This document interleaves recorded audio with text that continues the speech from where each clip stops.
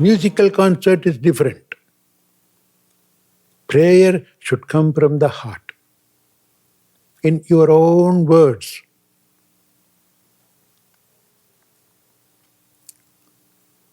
It is that prayer brings results. Who said that? Huh? A heartfelt prayer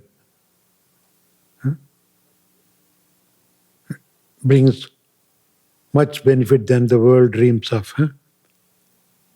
Who said that? Huh? Tennyson. What did he say? More things are wrought by prayer than the world dreams of. See?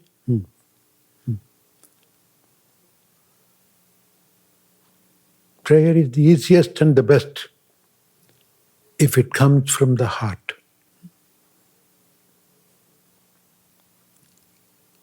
One of the Saiva saints simply says, Lord, I don't know anything. If I want you, I'll cry. That's all. I know how to cry. He says, Aludal unnai peralami. You know how I have to get at you? I know the secret. What is it? If I cry, you will come running. He says that. Aludal unnai peralami. If I cry, I will get you. The cry can be any language, any tune, any pitch. Because it comes from the heart. That is prayer. For that you don't have to learn anything.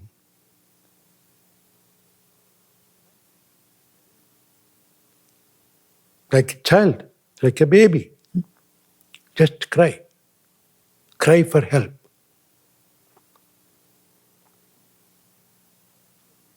That's what you call prayer.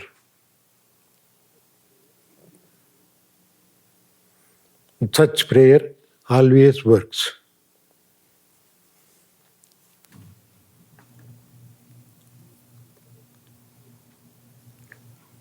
Please speak about initiation. What is it? What is it for? How does one prepare for it? How does one carry it onward after becoming initiated?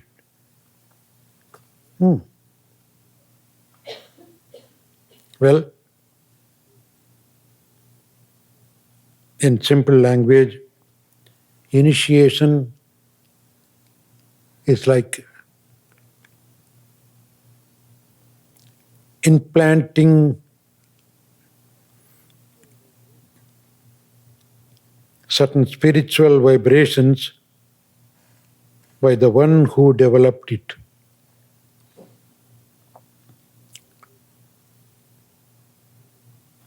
That vibration can come through a sound syllable, a mantra, initiation.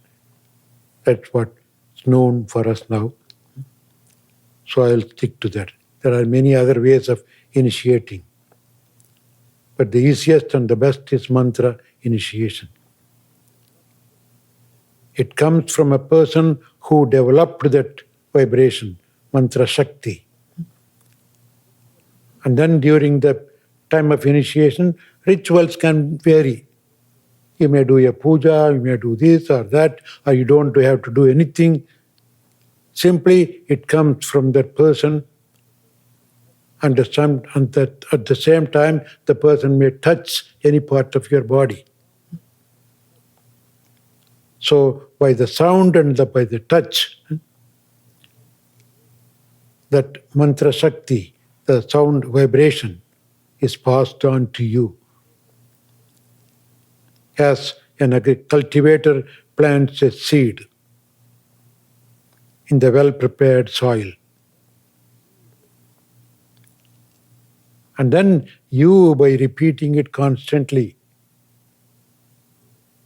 allow it to grow. You nourish it, help it to grow, It grows according to your attention, according to your effort, how much you put in, how much of nourishment you give. And when it grows to a certain level, then you don't have to worry about that. That mantra shakti takes care of you.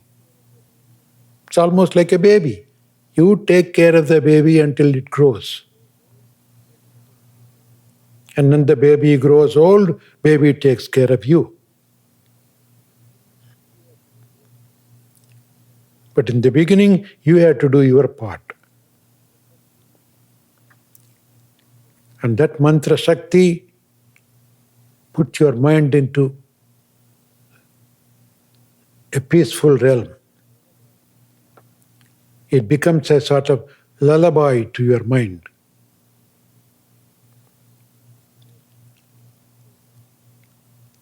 Like a snake charmed by sound.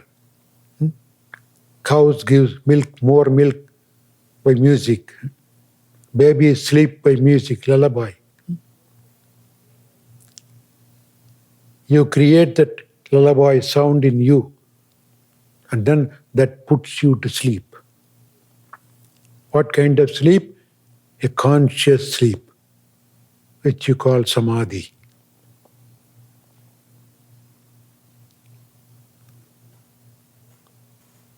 So initiation, when it passed, their job is over. You have to do your part afterwards. It's almost like culture. Milk boiled well, cooled to a particular temperature, and then yesterday's yogurt, a little yogurt we call culture. A little bit put in. Then the milk works with that. Go into a corner, sits quietly without shaking, meditates on the culture, and then the whole milk becomes yogurt afterwards. And then that yogurt, a little yogurt, will be used for tomorrow's culture, to some other milk. So it is yesterday's yogurt, today's culture. Today's yogurt, tomorrow's culture. It comes hereditary.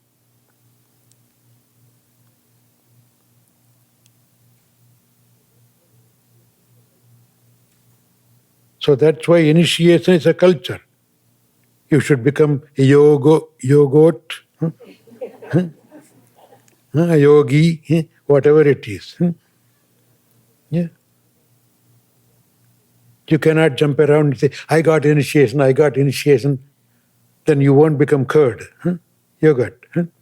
You go quietly, sit, meditate on it. That's what the milk does.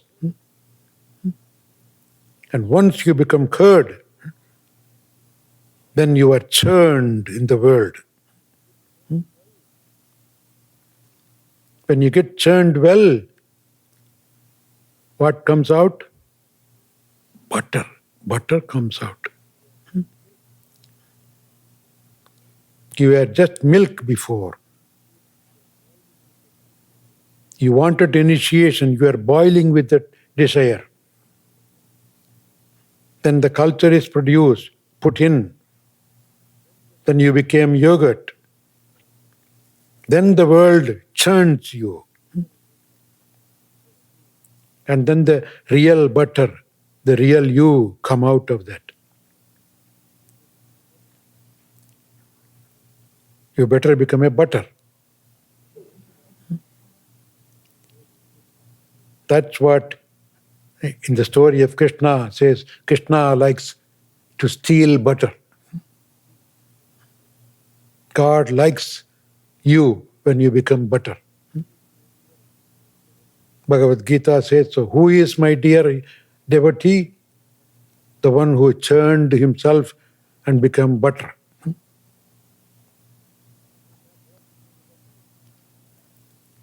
And then what happens to the butter? You melt it, you become clarified butter. And then it's added to every dish you eat. In India, there's a saying, நெய்யில்லாத உண்டி பால். That means if a food doesn't have a clarified butter, it has been thrown out in the trash. நெய்யில்லா உண்டி பால், நீரில்லா நெற்றி பால். Without holy ash, the forehead is a ruined one, a trash one. So it gives many other examples. One of that is neyilla undi paal. So you become clarified butter, let everybody use you.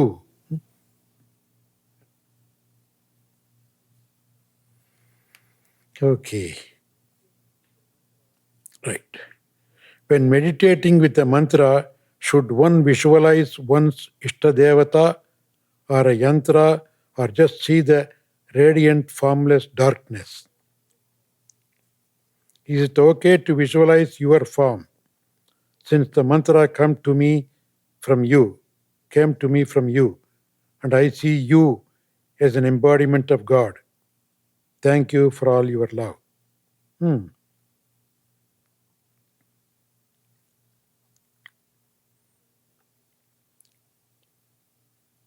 There are many ways. You can concentrate on the sound of the mantra itself. When you repeat, you hear the sound, your own repetition of the mantra. That's called nada anusantanam. Meditating on the sound of the mantra. Or, if you are not capable of that, you can visualize an object, a person, a deity, an image.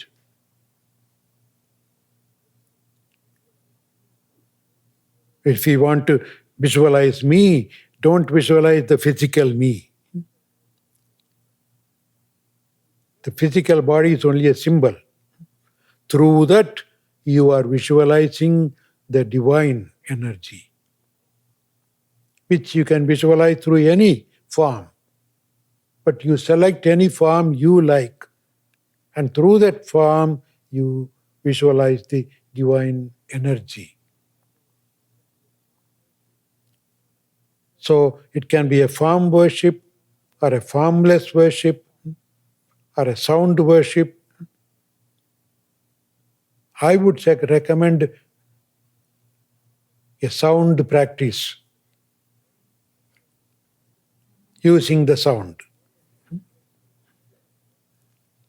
Why? That was the original practice. You are going directly to God. Why? In the beginning, there was the sound. And the sound was with God. The sound is God. Am I saying the Bible correctly? Huh? The word. What is a word? A sound, is it not? And it's said in the past tense. Sound was with God, word was with God. Oh, it's not here now? It was with God. It is not with God. That's what language problem. Probably at that time, that is what they wrote. That doesn't mean it is was. It is always. And word means sound. God's very first expression, the formless, nameless, expressionless God, when he or she or it began to express itself, the first expression was sound. And it's from the sound everything else started. So even all the forms and names are all combination of that sound. So the original sound is a sort of hum. That's why hum we say Om or Amen or Amin. That humming the sound. The mantra should create that hum sound in you. But as I said earlier, if you are not comfortable, if you are not capable of directly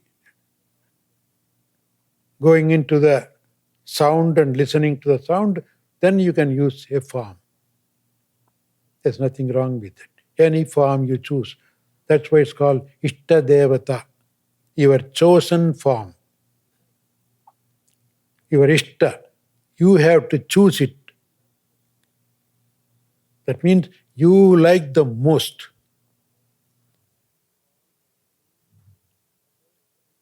Form or name or whatever, any practice, you have to choose it. You should like it wholeheartedly. Not because somebody said so, somebody gave this so. No. If you don't like your practice and make it your own, you don't get much benefit. You are doing it for others' sake. So make it your Ishta practice, Ishta mantra, Ishta devata. The Ishta means the chosen, the most beloved. That brings good benefits.